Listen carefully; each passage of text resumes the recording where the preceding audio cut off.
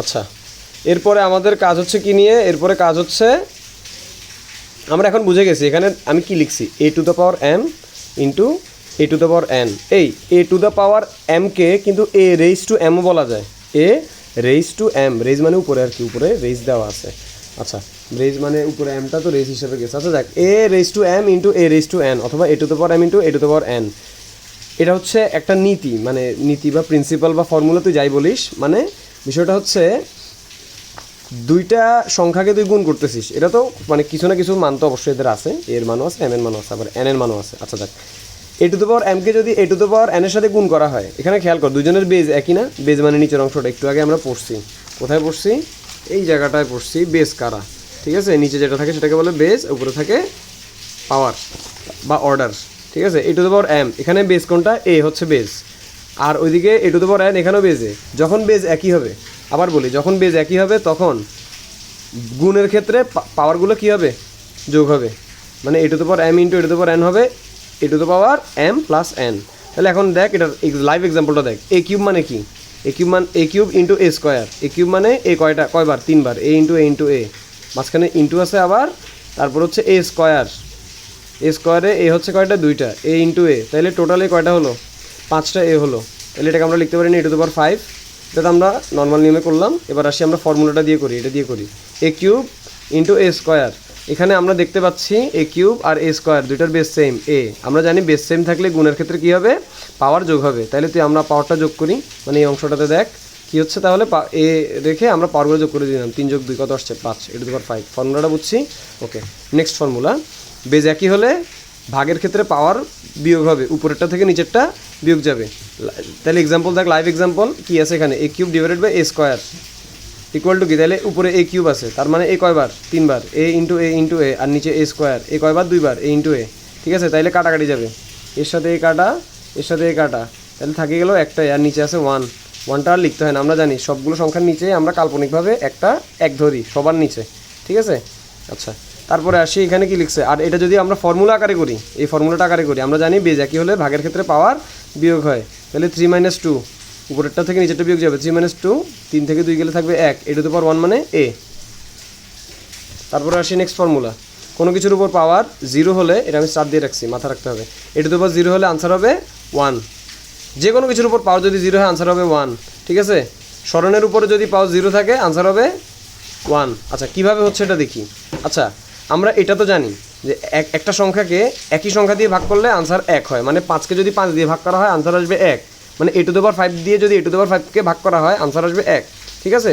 যাকে কোনো একটা সংখ্যাকে ওই একই সংখ্যা দিয়ে ভাগ করলে আনসার 1 আসে, এটা আমরা জানি। আচ্ছা, এবার আমরা ফর্মুলা দিয়ে করি, A to the power 5 divided by A to the power 5, okay? তাহলে দেখ, আমরা জানি বেজ একই হলে, আমরা সেকেন্ড ফর্মুলার কাছে যাই, আমরা জানি বেজ একই হলে পাওয়ার কী হবে? ভাগের ক্ষেত্রে পাওয়ার বিয়োগ হয়। তাহলে আবার বলি, এ টু দ্য পাওয়ার 5 দিয়ে এ টু দ্য পাওয়ার 5কে ভাগ করা হচ্ছে, ঠিক আছে? আমরা নর্মালি ডাইরেক্ট ভাগ করে ফেলতে পারতাম, এটা দিয়ে এটাকে ভাগ করলে 1 হয়ে যায়, সেটা আমরা জানি, আমাদের উত্তরটা জানা আছে, বাট না, আমরা ফর্মুলা ফলো করবো। ফর্মুলাতে আমরা কি জানি? ভাগের ক্ষেত্রে বেজ একই হলে, বেজ একই হলে ভাগের ক্ষেত্রে পাওয়ার বিয়োগ হয়, তাহলে আমরা পাওয়ার বিয়োগ করি, উপরের পাওয়ার থেকে নিচের পাওয়ার বিয়োগ করলে 5 থেকে 5 গেলে 0, এ টু দ্য পাওয়ার আসছে 0। তাহলে এটার মান আর যাই হোক 0 যে হবে না সেটা আমরা বুঝে গেছি, কারণ আমরা আগে থেকে জানি এটার আনসার হচ্ছে 1। কথা বুঝে আসছে? ওকে। এবার আমরা একটু ইনভার্সের কাছে আসি। ইনভার্স মানে কি? বিপরীত। ইনভার্স মানে উল্টে দেওয়া, ইনভার্স মানে উল্টে দেওয়া। যেমন 5-এর উপর আমি দেখ পাওয়ার কি লিখছি? 5 ইনভার্স, ঠিক আছে? 5 ইনভার্স মানে 1/5।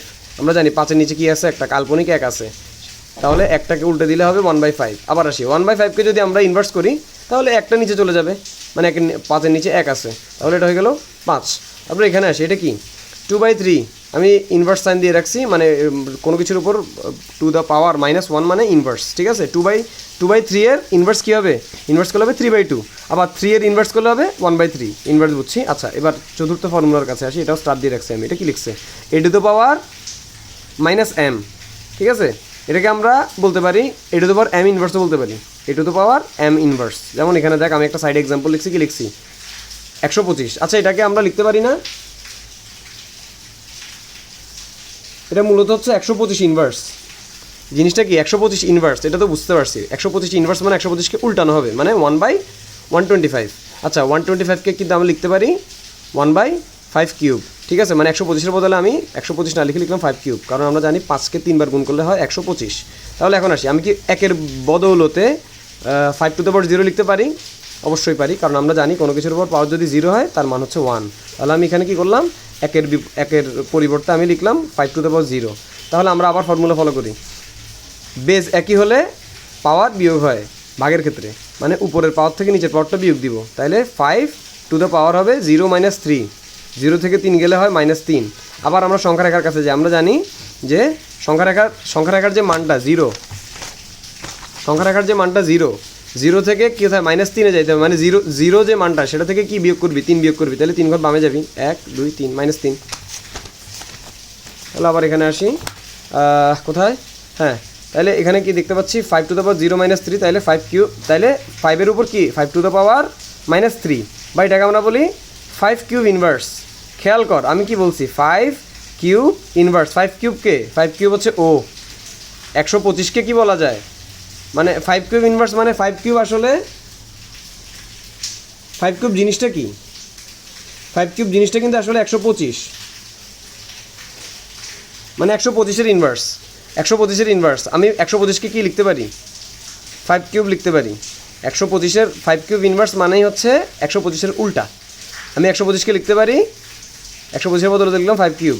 5 কিউবকে আবার আমরা জানি এরকম করলে কী হবে, পাওয়ার এভাবে যদি থাকে ব্র্যাকেটের বাইরে থাকে তাহলে পাওয়ার গুণ হয়, 3 আর 1-এ -3, 3-এর সাথে -1 গুণ করলে -3 হবে, কারণ আমরা জানি প্লাসে মাইনাসে মাইনাস, ঠিক আছে।